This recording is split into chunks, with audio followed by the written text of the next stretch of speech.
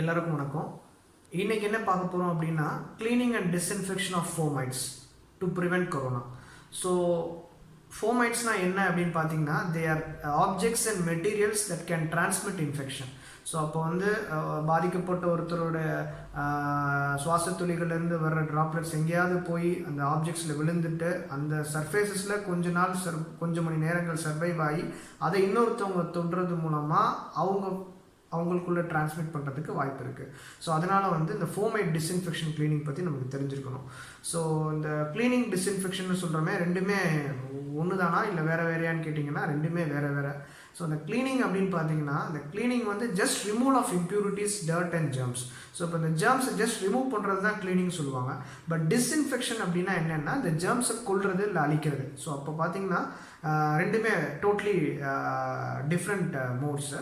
So இப்போ இந்த ரெண்டில் எது பெஸ்ட்டு இல்லை எது தேவைன்னு கேட்டிங்கன்னா ரெண்டுமே தான் தேவை. ஏன்னா டிஸ்இன்ஃபெக்ஷன் வந்து ஜெர்ம்ஸை கொன்னா கூட இம்ப்யூரிட்டிஸ் அண்ட் டர்ட்டை கண்டிப்பாக க்ளீன் பண்ணிடும் அப்படின்னு சொல்ல முடியாது. ஸோ அப்போ வந்து ரெண்டு ப்ராசஸுமே வந்து முக்கியமான ரெண்டுமே தேவையான ஒரு விஷயம்தான். சரிங்களா?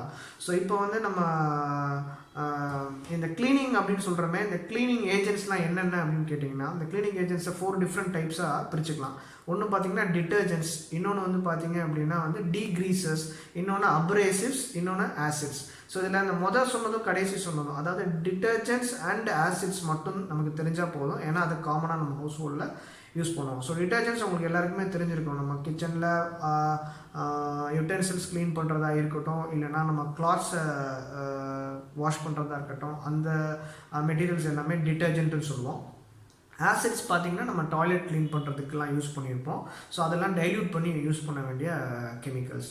இந்த அப்ரேசிவ்ஸ் அண்ட் டீக்ரீசர்ஸ் வந்து பொதுவாக காமனாக எல்லா வீட்லேயும் நம்ம பயன்பாடு தேவையில்லைன்றதுனால அதை விட்டுருவோம். ஸோ இந்த 4 விஷயங்களில் இப்போ நான் சொன்ன அந்த 2 விஷயம் வந்து முக்கியமான க்ளீனிங் ஏஜென்ட்ஸ், அதாவது டிட்டர்ஜென்ட்ஸ் அண்ட் ஆசிட்ஸ்.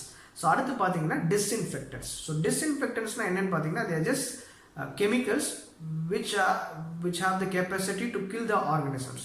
ஸோ அந்த கிருமி நாசினின்னு சொல்கிறது எல்லாமே டிஸ்இன்ஃபெக்டன்ஸ் தான். ஸோ இதில் பார்த்தீங்கன்னா ஏகப்பட்ட கெமிக்கல்ஸ் இருக்குது. பட் இந்த கொரோனா வைரஸ் இன்ஃபெக்ஷன் அழிக்கக்கூடிய அளவில் எந்தெந்த டிஸ்இன்ஃபெக்டன்ஸ்லாம் வந்து நமக்கு அப்ரூவ்டு இருக்குது, அதில் எதெல்லாம் நமக்கு தெரிஞ்சிருக்கணும் அப்படின்னு பார்த்தீங்கன்னா ஒரு முக்கியமாக 4 கெமிக்கல்ஸ் மட்டும் சொல்கிறேன். ஸோ அது ஒன்று பார்த்தீங்கன்னா ஹைட்ரஜன் பெராக்சைடு, ரெண்டாவது வந்து பார்த்தீங்க அப்படின்னா ஃபீனாலிக் ஆசிட்ஸ், அப்புறம் குவாட்டர்னரி அமோனியம் காம்பவுண்ட்ஸு, இன்னொன்று 1% சோடியம் ஹைப்போக்ளோரைட் சொல்யூஷன். ஸோ இந்த 4 விஷயத்தில் அந்த 1% சோடியம் ஹைப்போக்ளோரைட் சொல்யூஷன் பற்றி மட்டும் நமக்கு தெரிஞ்சால் போதும். ஏன்னா அது சீப்பஸ்ட்டு அண்ட் இன்னொன்று வந்து பார்த்திங்கன்னா நம்ம வீட்டிலே நம்மளால் அதை செய்ய முடியும். ஸோ இந்த 1% ஹைப்போக்ளோரைட் சொல்யூஷன்னா வேறு ஒன்றும் இல்லைங்க, ப்ளீச் சொல்யூஷன் அப்படின்னு சொல்லுவோம். அது எப்படி ப்ரிப்பேர் பண்ணுறதுன்றதை பின்னாடி பார்க்கலாம்.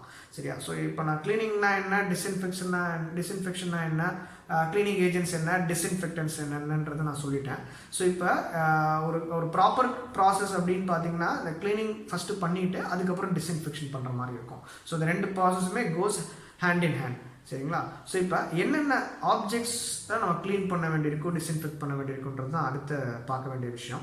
ஸோ இப்போ ஃபார் எக்ஸாம்பிள் நம்ம வீட்டில் யாருமே இன்ஃபெக்டட் கிடையாது, யாரும் குவாரண்டைனும் பண்ணலை அப்படின்ற போது ஒரே chance of bringing the infection என்னன்னு பார்த்தீங்கன்னா நம்ம வெளியில் ஏதாவது சில விஷயங்களுக்காக போகும்போது நம்ம வெளியிலேருந்து கொண்டு வரதுக்கான வாய்ப்பு தான். ஸோ அப்போ அந்த மாதிரி இருக்கும்போது நம்ம மெயினாக இப்போ போகிற ரீசன் வந்து மெயினாக கிராசரிஸு இல்லை மெடிசன்ஸ் வேறு ஏதாவது ஒரு வாங்குகிற விஷயங்களுக்காக தான் வெளியே எப்போக்கி போக முடியும்.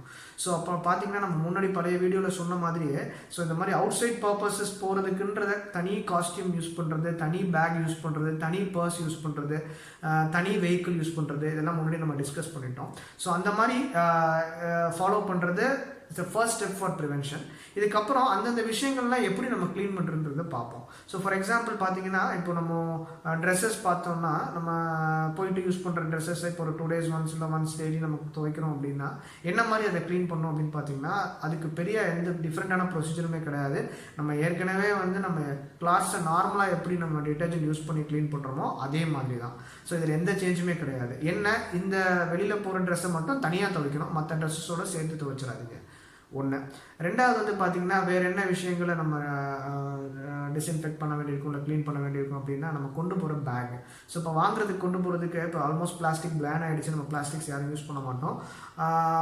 நம்ம கிளாத் பேக்ஸு இல்லை கன்னி பேக்ஸு வேறு என்ன இது நம்ம ஜூட் பேக்ஸ் கொண்டு போனாலுமே அதை வந்து நீங்கள் டிட்டர்ஜென்ட் யூஸ் பண்ணி வாஷ் பண்ணிவிட்டு அதையும் ஜஸ்ட் வெயிலில் காய வச்சா போதும். அதை எதுவும் டிஸ்இன்ஃபெக்ட் பண்ணுறதுக்கு தனியாக வேறு கெமிக்கலில் ட்ரீட் பண்ணணுன்னு அவசியம் கிடையாது. மூணாவது பார்த்தீங்கன்னா நம்ம யூஸ் பண்ணுற leather items. For example belt, purse, இல்லைனா நம்ம டூ வீலர் போகிறோம் அப்படின்னா அந்த சீட்டு. ஸோ இதெல்லாம் எப்படி டிஸ்இன்ஃபெக்ட் பண்ணுறது அப்படின்னு பார்த்தீங்கன்னா, அகெயின் இது வாஷபிளாக இருக்கும் பட்சத்தில் நீங்கள் வந்து சோப் வாட்டர் வச்சு வாஷ் பண்ணிவிட்டு நீங்கள் வெயிலில் காய வச்சா போதும். இல்லை இது வாஷபிள் இல்லை அப்படின்ற பட்சத்தில் நீங்கள் என்ன பண்ணலாம் அப்படின்னா வந்து you can use alcohol solution. Alcohol சொல்யூஷன்றது ஒன்றும் இல்லைங்க, நீங்கள் யூஸ் பண்ணுற ஹேண்ட் சானிடைசர் தான். ஸோ அதில் 70 to 75% ஆல்கஹால் இருக்கணும். அந்த இதை வச்சு நீங்கள் ஜஸ்ட் நீங்கள் ஸ்ப்ரே பண்ணி ஒரு சாஃப்டான கிளாத்தை வச்சு நீங்கள் நல்லா தொடச்சிட்டு அதை நீங்கள் வந்து காய வச்சிடணும். ஸோ இதுதான் வந்து இந்த லெதர் ஐட்டம்ஸ் எல்லாம் எப்படி டிஸ்இன்ஃபெக்ட் பண்ணுறது. அதுக்கப்புறம் ஒரு கேள்வி வரும், நம்ம பர்ஸ். ஸோ பர்ஸ் ஏற்கனவே நான் சொல்லிட்டேன் இதுக்குன்னு தனியாக யூஸ் பண்ணணும் அப்படின்றது. ஸோ இந்த பர்ஸுக்குள்ளே இருக்கிற மணி, ஸோ ருப்பி நோட்டாக இருக்கலாம், காயினாக இருக்கலாம், ஏன்னா இதெல்லாம் நம்ம வந்து கடையில் கொடுத்து வாங்க வேண்டிய விஷயம். ஸோ இதெல்லாம் நம்ம எப்படி டிஸ்இன்ஃபெக்ட் பண்ணுறது அப்படின்னு பார்த்தீங்கன்னா, ஸோ முன்னாடி ஆரம்பிக்கும் போது இந்த பிரச்சனை ஆரம்பிக்கும் போது கோ கேஷ்லெஸ்ன்னு சொன்னாங்க. ஸோ கேஷ்லெஸ் போயிட்டோம்னா அந்த கொரோனாவை தடுத்துடலாமான்னு கேட்டிங்கன்னா அகைன் கிடையாது, நம்ம ஹேண்ட் சுத்தமாக இல்லைன்னா. ஸோ இப்போ ஜஸ்ட் ஆன்லைனில் நீங்கள் மொபைலில் மட்டும் நீங்கள் ஆன்லைனில் பே பண்ணிடுறீங்க, ஆனால் உங்கள் மொபைலில் க்ளீனாக இல்லை அப்படின்னா again still you are suspect R expose to the infection. So அதனால் வந்து ஸோ வெறும் கேஷ்லெஸ்ஸாக போகிறது மூலமாக அதை அவாய்ட் பண்ண முடியாது. அகெயின் இந்த ருப்பி நோட்ஸில் டிரான்ஸ்மிட் ஆகும் அப்படின்றத WHO ஆல்ரெடி சொல்லியிருந்தாங்க. பட் இதோட சொல்யூஷன் என்ன அப்படின்னா வந்து ஒன்று என்ன பண்ணலாம்னா, நீங்கள் க்ளவ் யூஸ் பண்ணி நீங்கள் கேஷ் ஹேண்டில் பண்ணலாம். இல்லைன்னா நீங்கள் நார்மலாக உங்கள் கையிலே ஹேண்டில் பண்ணலாம். இப்போ உங்கள் கை மூலமாக இன்ஃபெக்ஷன் உள்ளே போகிறது கிடையாது. ஸோ உங்கள் கை வந்து உங்கள் கண்ணில், மூக்கில், வாயில் பட்டா தான், தட் இஸ் உங்கள் ஃபேஸில் பட்டா தான் அது போக போகுது. ஸோ அப்போ கேஷை ஹேண்டில் பண்ணோடனே நீங்கள் கான்ஷியஸாக போய் உடனே கையை கழுவிட்டீங்க சோப் அண்ட் வாட்டர்லன்னா இட் இஸ் சேஃப். ஸோ அதான் திஸ் இஸ் ஸோ. அதுக்காக நீங்கள் நோட் எதுவும் வாஷ் பண்ணணும், ட்ரீட் பண்ணணும் அப்படின்றது கிடையாது. ஸோ அந்த மாதிரி எதுவும் பண்ணிடாதீங்க. ஸோ நீங்கள் பண்ண வேண்டியது ஒன்று தான், நீங்கள் கேஷை ரிசீவ் பண்ணிவிட்டு இல்லை கேஷை கொடுத்துட்டு நீங்கள் போயிட்டு கையை நல்லா சோப் போட்டு வாஷ் பண்ணிடணும், கான்ஷியஸாக உங்கள் ஃபேஸை டச் பண்ணாமல். ஸோ அப்படி பண்ணாலே போதுமானது. வேறு பார்த்தீங்கன்னா வந்து நம்ம அகைன் பர்ஸு நான் முன்னாடி சொன்ன மாதிரி தான், லெதர் ஐட்டம் க்ளீன் பண்ணுற மாதிரி தான். நீங்கள் ஜஸ்ட் வந்து ஆல்கஹால் ஸ்ப்ரே வச்சு நீங்கள் ஜஸ்ட் வைப் பண்ணிட்டா போதும். Same holds good for belt also and also the seat cover also. So இதெல்லாம் காமனாக நம்ம வெளியிலேருந்து உள்ளே கொண்டு வரக்கூடிய விஷயங்களை எப்படி க்ளீன் பண்ணுறது அப்படின்றது. ஸோ இப்போ வீட்டுக்குள்ளே இருக்கிற விஷயங்கள்லாம் நம்ம எப்படி க்ளீன் பண்ணணும் அப்படின்றத பார்க்கணும். ஏன்னா சப்போஸ் வீட்டில் யாராவது ஹோம் குவாரண்டைனில் இருக்காங்க அப்படின்னா அவங்க ரூமில் இருக்கிற திங்ஸ் எல்லாம் எப்படி க்ளீன் பண்ணுறதுன்னு பார்ப்போம். ஸோ இதை வந்து 2 விதமாக பிரிச்சுக்கலாம். ஒன்று வந்து பார்த்திங்கன்னா ஹார்ட் போரஸ் சர்ஃபேசஸ் அப்படின்னு வச்சுக்கலாம். இது எக்ஸாம்பிள் வந்து டேபிள், சேரு, டோர் நாபு, ஹேண்டிலு, கப்போர்டு, ஸ்விட்சஸ், இதெல்லாம் கொஞ்சம் ஹார்ட் சர்ஃபேஸ்னே வச்சுக்கலாம். ஸோ இந்த ஹார்ட் சர்ஃபேஸ் எல்லாம் நீங்கள் எப்படி க்ளீன் பண்ணணும் அப்படின்னு பார்த்தீங்கன்னா, ஃபஸ்ட்டு வந்து நீங்கள் அதை வந்து ஒரு சோப் வாட்டர் வச்சு வாஷ் பண்ணணும். ஸோ அந்த சோப் வாட்டர் வாஷ் பண்ணுறது நம்ம ஏற்கனவே க்ளீனிங் சொல்லிட்டோம். ஸோ அந்த சோப் வாட்டர் இல்லைன்னா நீங்கள் டிட்டர்ஜென்ட் ரெண்டில் எது வேணாலும் யூஸ் பண்ணிக்கலாம். அதை யூஸ் பண்ணி ஃபஸ்ட்டு அந்த சர்ஃபேஸை நீங்கள் க்ளீன் பண்ணணும். முக்கியமான விஷயம் வந்து இந்த ஹார்ட் சர்ஃபேஸஸ் க்ளீன் பண்ணும்போது கண்டிப்பாக நீங்கள் கையில் க்ளவ் போட்டிருக்கணும். ஸோ நீங்கள் க்ளவ் போட்டு க்ளீன் பண்ணுங்கள். ஸோ இதை க்ளீன் பண்ணிவிட்டு அதுக்கப்புறமா டிஸ்இன்ஃபெக்ட் பண்ணணும். ஸோ இந்த டிஸ்இன்ஃபெக்ட் பண்ணுறது தான் நான் சொன்னது 1% ஹைப்போக்ளோரைட் சொல்யூஷன், அதாவது ப்ளீச் சொல்யூஷன் வச்சு டிஸ்இன்ஃபெக்ட் பண்ணணும். ஸோ இதை எப்படி நம்ம ப்ரிப்பேர் பண்ணுறது அப்படின்னு பார்த்தீங்கன்னா, வீட்டில் எல்லாருமே ப்ளீச்சிங் பவுடர் வச்சுருப்போம். அதில் ஒரு 4 டீஸ்பூன் எடுத்துக்கோங்க. அதை 4 டீஸ்பூன் எடுத்துகிட்டு 1 லிட்டர் ஆஃப் வாட்டரில் மிக்ஸ் பண்ணுங்கள். அப்படி மிக்ஸ் பண்ணிட்டீங்கன்னா 1% சோடியம் ஹைப்போக்ளோரைட் சொல்யூஷன் ரெடின்னு அர்த்தம். சரியா? ஸோ இதை நீங்கள் வேறு எதோடையும் மிக்ஸ் பண்ணிடாதீங்க, வேறு ஆசிட் சொல்யூஷன்ஸ் அந்த மாதிரி எதுவும் மிக்ஸ் பண்ணிடாதீங்க. வெறுமனா வாட்டர் வச்சு நீங்கள் மிக்ஸ் பண்ணிங்கனாலே போதும். ஸோ இந்த சொல்யூஷனை நீங்கள் க்ளவ் அப்ளை பண்ணி கிளாத் யூஸ் பண்ணி நீங்கள் அந்த சர்ஃபேஸை துடைக்கணும். சரியா? ஸோ அந்த சர்ஃபேஸை துடைச்சி எவ்வளோ நேரத்துக்கு அந்த சர்ஃபேஸில் காண்டாக்டில் இருக்கணும்னா it is enough, it is there for contact for அட்லீஸ்ட் 5 to 10 minutes. ஒரு 10 நிமிஷம் அந்த சர்ஃபேஸில் காண்டாக்டில் இருந்தால் போதும். அதுக்கப்புறம் மறுபடியும் நீங்கள் அதை வாஷ் பண்ணி ட்ரை பண்ணிக்கலாம். ஸோ இதை தான் இப்படி தான் நீங்கள் க்ளீன் பண்ணணும் hard surfaces. So when coming to soft surfaces, soft சர்ஃபேஸ்னால் என்னென்னா நம்ம மேட்டட் ஃப்ளோராக இருக்கலாம் சில டைமு, இல்லைன்னா வந்து பார்த்திங்க அப்படின்னா வந்து கார்பெட்ஸு, இல்லைன்னா வந்து ட்ரேப்ஸு, இதெல்லாம் எப்படி க்ளீன் பண்ணணும் அப்படின்னு பார்த்தீங்கன்னா, இதுக்கு தனியாக நீங்கள் ட்ரீட் பண்ணுறதுக்கு டிஸ்இன்ஃபெக்ட் பண்ணுறதுக்கு எதுவும் யூஸ் பண்ணணும்னு அவசியம் கிடையாது. க்ளவ் போட்டு இதெல்லாம் ரிமூவ் பண்ண போகிறோம். அது ஆல்ரெடி முன்னாடி சொன்ன மாதிரி அந்த பர்டிகுலர் குவாரண்டைனில் இருக்கிற பேஷண்ட் யூஸ் பண்ண பெட்ஷீட்டை, பில்லோ கவரு, டவலை இதோடு சேர்த்து அதையும் நம்ம என்ன பண்ணணும் அப்படின்னு பார்த்தீங்கன்னா க்ளவ் யூஸ் பண்ணி தான் ஹேண்டில் பண்ணணும். அதை காமனாக நீங்கள் யூஸ் பண்ணுற சோப் அண்ட் டிட்டர்ஜென்ட்ஸோடய நீங்கள் வாஷ் பண்ணிங்கனாலே போதும். வாஷ் பண்ணிவிட்டு அகெயின் நீங்கள் வந்து வெயிலில் காய வச்சா போதும். ஸோ இதை தனியாக நீங்கள் ஹைப்போக்ளோரைட் சொல்யூஷனோ இல்லை வேறு ஏதாவது டிஸ்இன்ஃபெக்டன் வச்சு ஸ்டெரிலைஸ் பண்ணணும்னு அவசியம் இல்லை. நீங்கள் வாஷ் பண்ணி வெயிலில் காய வச்சாலே போதுமானது. இதுதான் வந்து நம்ம சாஃப்ட் சர்ஃபேசஸ் வந்து எப்படி க்ளீன் பண்ணுறது அப்படின்றது. அதுக்கப்புறம் பார்த்திங்கன்னா எலக்ட்ரானிக் கேஜெட்ஸ். ஸோ எலக்ட்ரானிக் கேஜெட்ஸ்ன்றது நம்ம மொபைல் ஃபோனை,